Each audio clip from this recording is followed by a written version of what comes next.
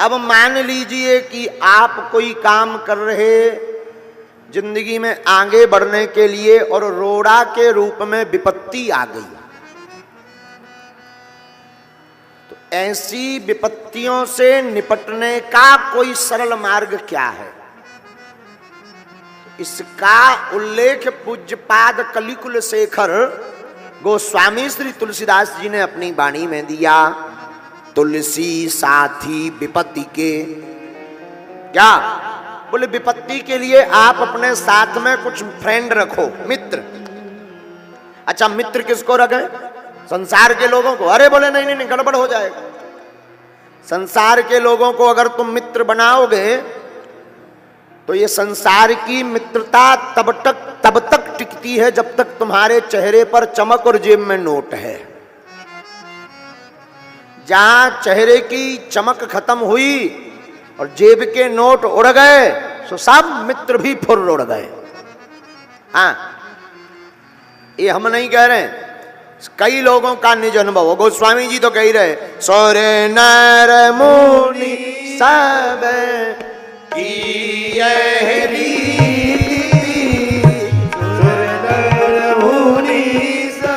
भैया स्वार्थ लागी करे सब प्रीति, स्वार्थ लाग करे सब प्रीति, स्वार्थ लाग करे सब प्रीति, स्वार्थ लाग करे सब प्रीति। हाँ, सुर नर मुनि सब की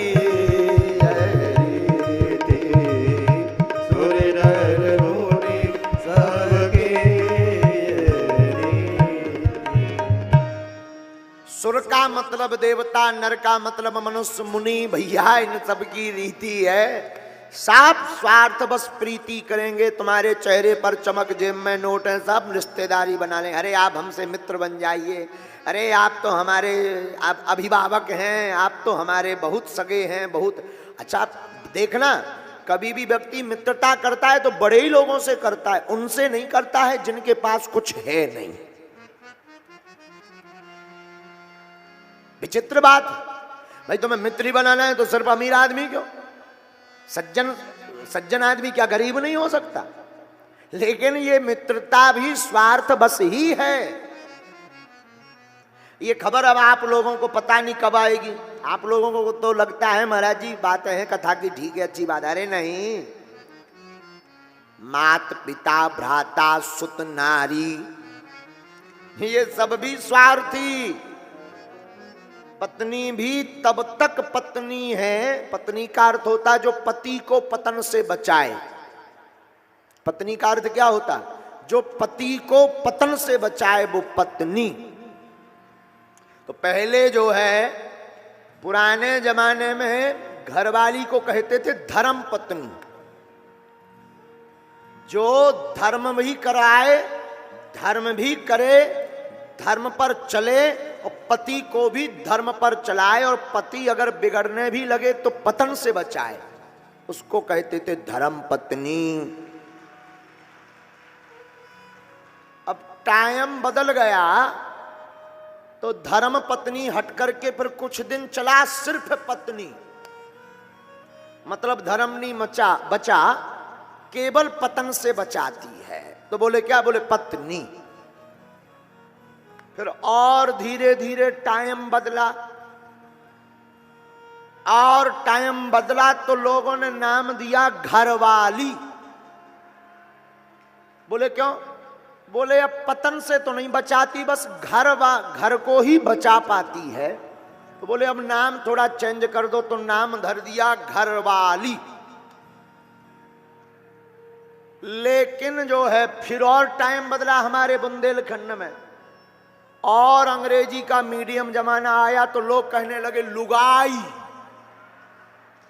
बोले भाई लुगाई क्यों कहने लगे? लोग यानी पुरुष, पुरुषों के बगल में आकर खड़ी होने लगी, सो बोले लुगाई। अब फिर और टाइम बदला, बोले ये भी ठीक नहीं है, अब और अंग्रेजी चल गई, तो अब चल गई वाइफ।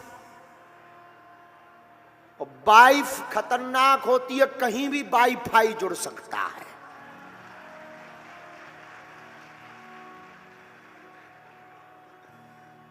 पहले का जमाना ठीक ठाक, कहते थे धर्म पत्नी। लेकिन एक बार हम ऐसे ही किसी को सुना रहे थे, ऐसे ही बिना मंच के, ऐसे ही घर में आश्रम पे बैठे बैठे हमने कहा भाई धर्म पत्नी धर्म पत्नी।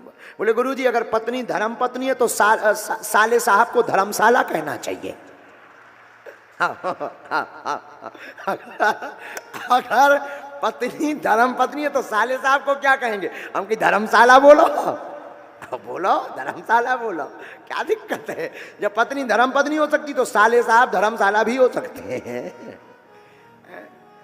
ये तो विनोद की बात है, पर मात पिता भ्राता सुत नार, माता पिता भी, हाँ आजकल के तो माता पिता, पहले के माता पिता पुत्र को जनते थे तो भाई हमारा बालक होगा तो भगवत भक्ति करके हमारा नाम रोशन करेगा। आजकल के माता पिता कहते हैं भक्ति करो या ना करो, रुपया आना चाहिए। तो मात पिता भ्राता, भ्राता का मतलब भाई, भाई भी ऐसे ही। सुत यानी पुत्र। बेटा तब तक माता पिता की सेवा करता है जब तक तिजोरी की चाबी उनकी श्रीमती जी को नहीं मिल गई।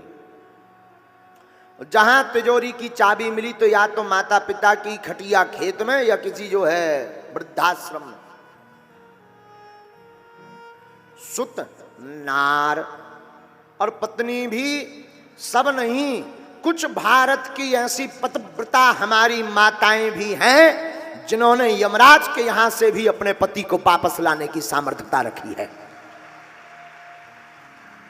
भारत ऐसे ही विश्वगुरु नहीं है। यत्र नार्यस्तु पूज्यन्ते रमन्ते तत्र देवता। भारत भूमि वो भूमि है जहां माताओं का सर्वोत्तम स्थान रहा, तब तो हमारे देश को भारत माता कहा जाता है।